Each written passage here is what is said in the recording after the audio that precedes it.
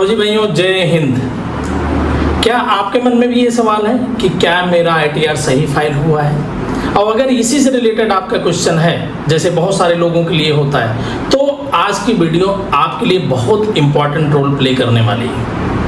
मैं राज विश्वकर्मा शर्मा एंटरप्राइजेज के इस फौजी पाठशाला यूट्यूब चैनल पे आपका स्वागत करता हूं। अगेन हम सवाल पे आते हैं कि क्या मेरा ITR सही भरा है या नहीं भरा है, ये कैसे चेक किया जाए? क्योंकि इससे रिलेटेड लोगों के मन में अलग अलग कन्फ्यूजन्स होते हैं, अलग अलग सवाल होते हैं। क्या ऐसा होता है या सही है, या मेरा रिफंड जो आया वो सही है, सामने वाला का रिफंड कम आया है या ज़्यादा है, बहुत सारे ऐसे तमाम सवाल होते हैं। तो आज मैं इसी चीज़ पे प्रकाश डालने वाला हूँ कि आप अपने ITR को कैसे चेक कर सकते हैं कि आपका ITR सही फाइल हुआ है या सही इंफॉर्मेशन उसमें डाली गई है या नहीं डाली गई, उसको क्रॉस चेक करना है कैसे। इसमें दो चीजें हम लेंगे, A और B। दो लोगों को हम मान लीजिए, दो लोग हैं यहाँ पे, एक A है और एक B है। ITR फाइलिंग में हम बात कर रहे हैं ITR 1 से रिलेटेड, जो सैलरीड पर्सन का ITR होता है उसी से रिलेटेड हम बात करने वाले हैं। तो जानते हैं कि आप ITR फाइल करने के लिए आपके पास कुछ जरूरी डॉक्यूमेंट्स होने चाहिए, जिसमें फॉर्म 16 बहुत बेसिक रोल प्ले करता है। उसके बाद और भी सपोर्टिंग डॉक्यूमेंट जो आपके डिडक्शन क्लेम के लिए होते हैं वो भी आपके पास होने चाहिए। इसके अलावा भी और भी आपके होते हैं इनकम फ्रॉम अदर सोर्सेज के जो डॉक्यूमेंट्स होते हैं वो भी आपके पास हो सकते हो, चाहे शेयर ट्रेडिंग से हो, चाहे अदर सोर्सेज ऑफ इनकम हो, चाहे कहीं बिजनेस इनकम हो, चाहे किसी बिनिंग से इनकम हो, कहीं स्पोर्ट्स इनकम है, बहुत सारी चीज़ें होती हैं। उन सब डॉक्यूमेंट्स आपके पास अवेलेबल होने चाहिए ITR फाइलिंग करते समय डिटेल्स इन्फॉर्मेशन के साथ। अब हम दो चीज़ों में ले रहे हैं। फर्स्ट प्रोसेस में ले रहे हैं A को। A मान लीजिए एक ऐसा बंदा है जो अपना ITR फाइल करता है एज पर डॉक्यूमेंट्स के हिसाब से, और जिसके पास उसकी सैलरी तो है, सैलरी के साथ साथ उसका होम लोन भी है, उसके मेडिकल एक्सपेंसेस भी हैं और उसके पास एजुकेशन लोन भी है। उस बेस पे वो ITR फाइल करता है। अब अगर जब डिडक्शंस में आप जाते हैं तो डिडक्शंस में आपका ग्रॉस सैलरी आ गई, आप चेक करेंगे अपना ITR फॉर्म ओपन करके, तो उसमें ग्रॉस सैलरी आ गई। जब ग्रॉस सैलरी आपकी आती है, ग्रॉस सैलरी के बाद आपके पास 14(1), 14(2) सेक्शंस होते हैं।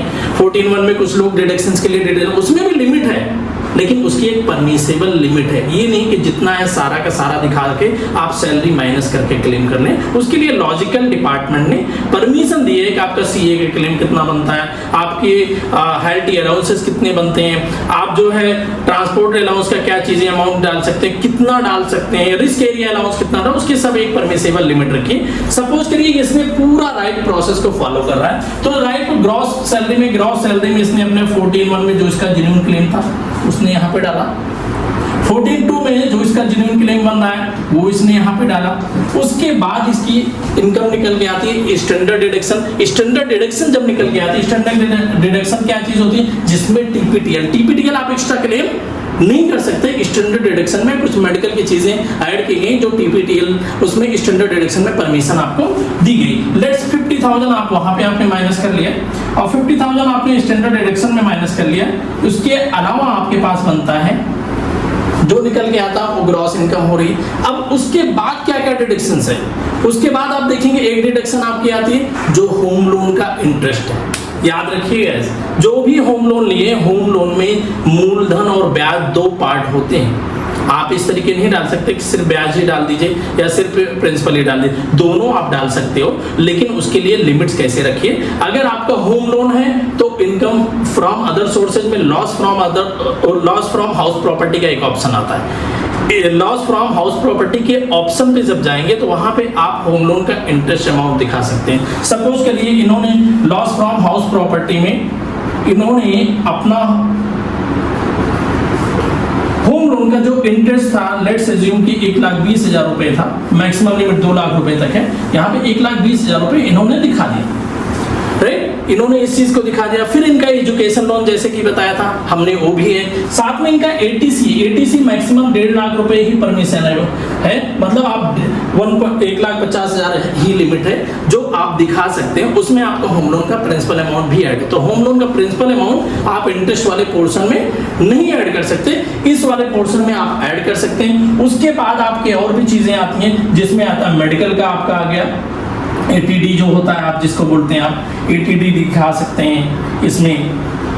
एंड नेक्स्ट आपका दिखा सकते हैं, आपका एजुकेशन लोन का है वो दिखा सकते हैं, ATE का ऑप्शन आता है, 80E है, ये जो आगे और भी होम लोन के कई सारे पैरामीटर्स आते हैं वो सब दिखा सकते हैं। अब इनका ये मैंने माना आप कंसिडर किया गया, ये वाला जो बंदा है इसके पास सारे डिटेल डॉक्यूमेंट्स हैं जिसके बेस पे रिफंड क्लेम लिया है। अब मान लीजिए बी वाले बंदे की भी सेम सैलरी है, जिस बंदे ने जिससे ITR फाइल किया या खुद कराया, सेम बंदे को इसने भी अपना ITR फाइल करने के लिए दिया या कर रहा है। अब ये कह रहा है कि आपका लाख रुपए टैक्स कटा है, लाख रुपए पूरा रिफंड मेरा बन गया एज पर उसके पास, क्योंकि सपोर्टिंग डॉक्यूमेंट्स अवेलेबल है। लेकिन आप भी चाहते हैं कि आपका भी 100% रिफंड क्लेम गया और वही बंदा करके भी दे, तो उस केस में क्या करेंगे, जो जो डिडक्शन इसकी परमिसेबल है, लिमिट है, इसके पास सपोर्टिंग डॉक्यूमेंट्स है, वहां पे ना होते हुए भी आपकी दिखा दिया। जैसा 14(1) में लिमिट आपकी कम है लेकिन उसने लिमिट आपकी 2 लाख रुपए दिखा दी, या इसमें 14(2) में कुछ चीजें हैं उसने आपकी बढ़ा के और दिखा दिया।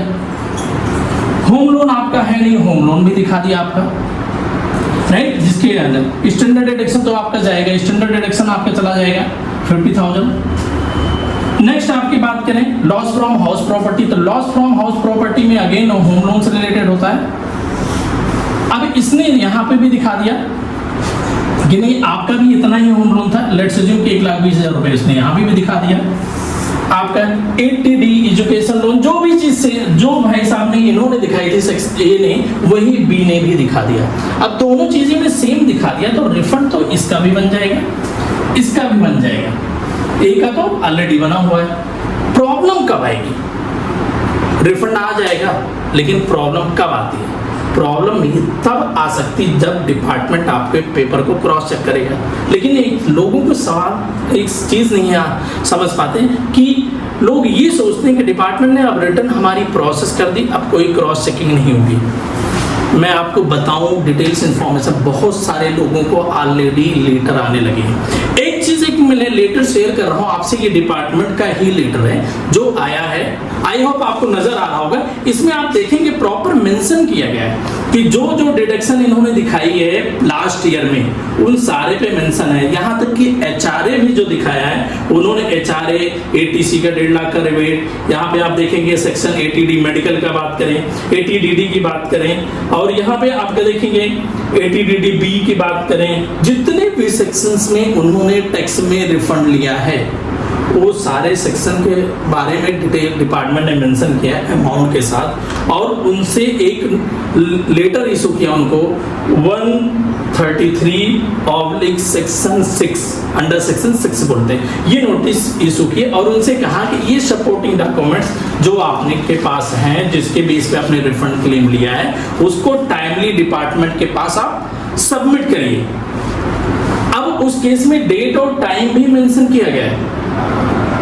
तो मैं ये बताना चाहता हूं कि ये अगर आपके ITR में ए और बी में डिफरेंस जो जैसे मैंने बताया, आप अपने ITR फॉर्म को ओपन करके चेक कर लीजिए कि जिस पेज पे ए ने क्लेम किया विद सपोर्टिंग डॉक्यूमेंट्स, क्या बी ने भी उसी तरीके किया है? इट मींस क्या आपने भी वैसे ही तरह के क्लेम किया, सिर्फ रिफंड से मतलब रखा है?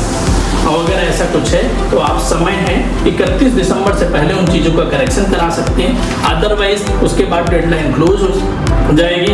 नोटिसेज अगर आएंगी तो जस्टिफिकेशन नहीं होगा तो कम से कम नहीं तो 200% पेनाल्टीज आने वाली है। और मैं किसी फेक चीज़ों पे नहीं कह रहा हूँ, मैं आपको जो चीज़ आपको बता रहा हूँ डिपार्टमेंट का ही एक्शन लिया गया है जो पुराने केसेस की स्क्रूटनी कर रहा है। अगर आप इस वहम में कि आज तक कुछ नहीं होता रहा है आगे भी कुछ नहीं होगा, तो दोस्तों ऐसा पॉसिबल नहीं है। तो फौजी भाइयों जल्दी से जल्दी अपने फॉर्म को चेक कर लीजिए, पिछले भी चेक कर लिए लेकिन करंट तो जरूर चेक कीजिए, क्योंकि करंट वाले में अभी आपके पास ऑप्शन अवेलेबल है, पिछले वाले में तो ऑप्शन भी नहीं अवेलेबल है कि आप रिवाइज भी कर सको, राइट। तो जाके चेक करिए और अपने सारे दोस्तों को, सारे फ्रेंड सर्कल में इस वीडियो को शेयर करिए कि अपने ITR फॉर्म को कैसे चेक करें कि क्या सही भरा गया है या हमारा गलत भरा गया है। फिर भी आपको अगर और कोई डिटेल्स इंफॉर्मेशन चाहिए तो इस YouTube पे नीचे दिए गए नंबर पे आप अप्रोच कर सकते हैं। मिलते हैं अगले नेक्स्ट वीडियो में, तब तक के लिए जय हिंद।